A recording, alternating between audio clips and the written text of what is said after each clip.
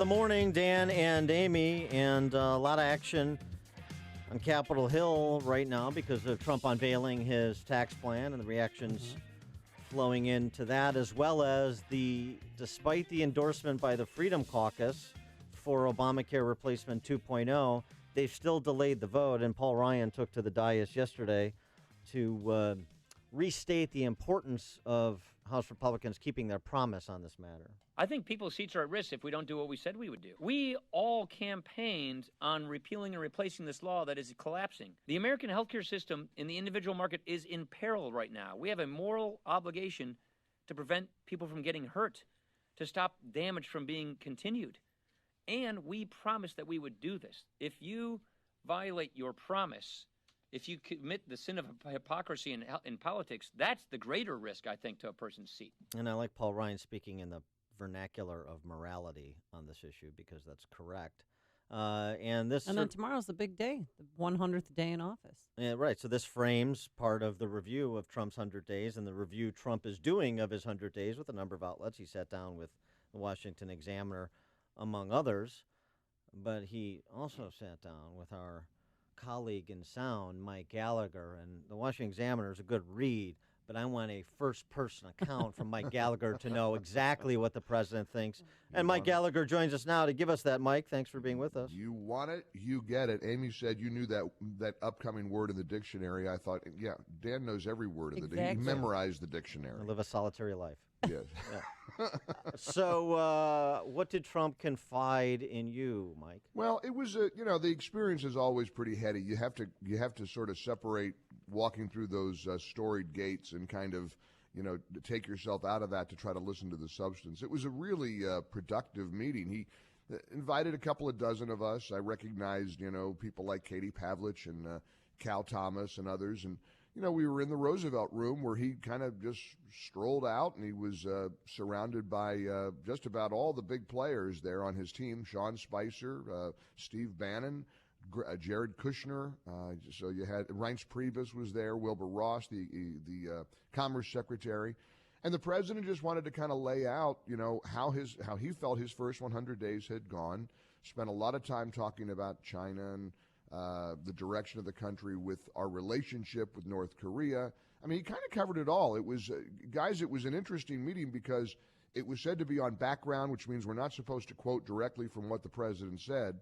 But I can I obviously could tell you some of the big picture stuff, like the way he was being peppered with some really sharp, smart questions by all of us in the room. He peppered us right back with very comprehensive and complete answers and specific answers, never once turning to any of his aides to say, where are we on this, or bring me up to speed on this. I mean, he's fully engaged, guys. I mean, to watch him and to listen to him, there wasn't anything that he wasn't ready for, and it wasn't bluster. It was specificity, it was minutia, it was every aspect of a part of his agenda or policies that we've been hearing about and talking about. And he was real relaxed. I mean, he walks into a room and he's, he acts like he's on top of the world.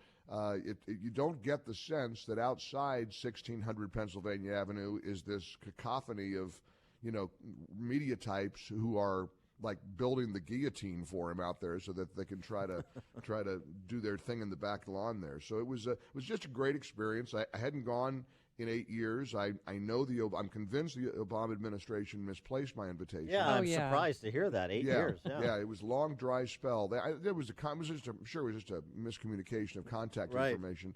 But it was kind of neat. You get the call Friday afternoon, say, hey, we'd like to have you come to the White House on Monday.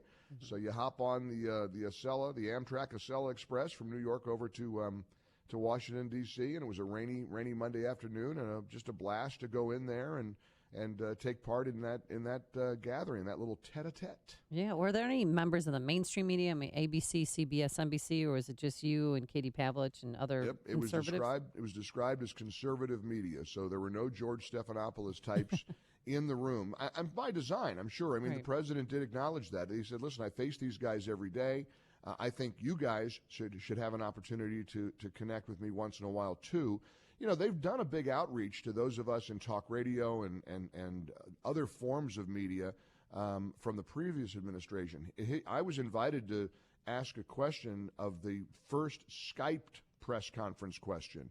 And I was unfortunately traveling. I was out of the country. I would have loved to have done it. And then I thought about it some more, and I thought, nah, I don't really want to be in that room, even on Skype, because that's not what I do. I'm not a journalist. I'm an opinion guy, and I have to admit I'm a little uncomfortable with blurring that line between a talk show host and a so-called journalist, even though journalism today, is laughable and comical the way they're reacting to different news stories. Imagine a media where a massive tax cut for most Americans is announced, and all they're worried about is, does that mean that you're going to get your personal taxes cut, Mr. Trump? Well, nuts. And I'm sure Trump just finds some kind of mental health relief in having a conversation with adults rather than the jackals that Sean Spicer deals with most directly on a daily basis. But precisely, and it's a different attitude, an atmosphere, Dan, as you know. I mean, when you're there in a group, whether you're at the Freedom, CPAC, or you're one of these gatherings where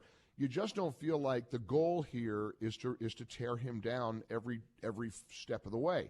When it's not that, but these were tough questions. I mean, you had some really bright people in the room asking very intricate questions about trade, tariffs, Canada, and logging. There's just this argument and debate now about he wants to slap the tariff on logging that comes into the United States. And he said, we haven't had a fair deal. He's all about deals and making a deal that is best for the American people. But it's a much more relaxed attitude that it is in that dank little White House press briefing room. We went there first. Man, what a dump that room is. Well, yeah. Now, Jared, it looked cute with the kids there yesterday. Well, yeah, but that how can you room, distinguish them? Where Spicer holds the press conferences, it's that little room built over the White House pool many years ago, and it's narrow and they're all crammed in there like sardines. The only reason it looks good on TV is they're smart enough to have good lighting, but that's all they got, and so no wonder they're all cranky. Richard Nixon used to swim naked in that pool. I want you to think about that image for the rest of the day. Between that and you memorizing the dictionary every weekend, I'm going to have a lot of weekend thinking. Yes, exactly. Now you said Kushner was in that meeting. Kush. And so I have a question. Have you ever actually heard him speak? It's the weirdest thing. The honest, complete answer is no, and he didn't speak there, although I got excited because I saw him lean over to Steve Bannon because they were all sort of standing. We were in the Roosevelt room, which used to be, many years ago, the president's office.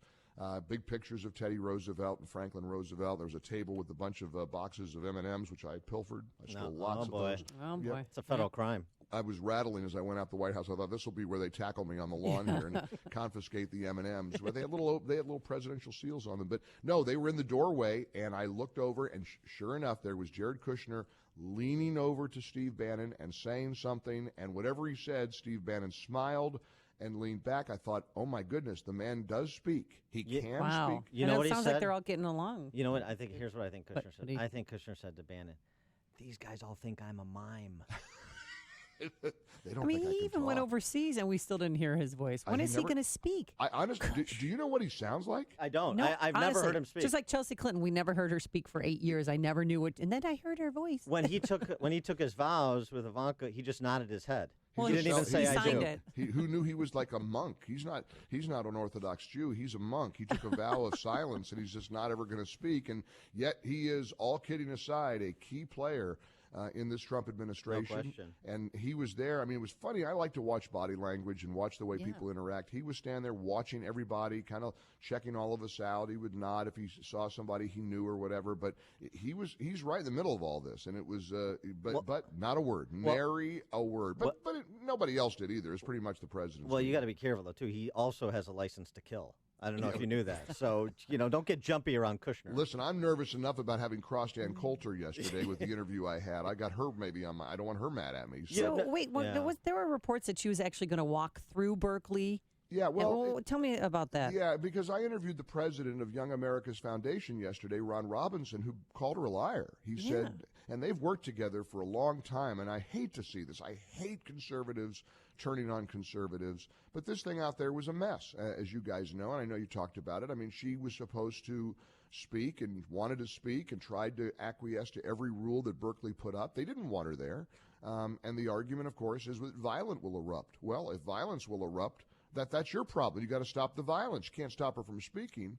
But Young America's Foundation, in coordination with Berkeley, kind of pulled their support. And she tweeted out and has said in different interviews on Fox News and elsewhere that her allies abandoned her. Well, that did not sit well with the Young America's Freedom Foundation president. He told me yesterday that that's a lie. He said she's not telling the truth about the circumstances. She basically wanted to go onto a big public square and where they felt they couldn't control the kids or couldn't control the rioters or the Antifa protesters and all. If they wanted it in a controlled room, and Berkeley wouldn't give her a controlled room until they were good and ready, and they claimed they weren't ready for another week. They just kept moving the goalposts, and the whole thing is, I like the fact that there's a lot of clarity, though, guys. I mean, now people really can see that at least on the left, there are people on that side of the ideological spectrum who are perfectly comfortable with threats of riots and vandalism and injury stopping a conservative speaker from being heard. I think it's at least important that we know who the players are, know who the good guys are, know who the bad guys are. No question about that. And I know Ron Robinson at Young America's Foundation. I worked with them when I was a student group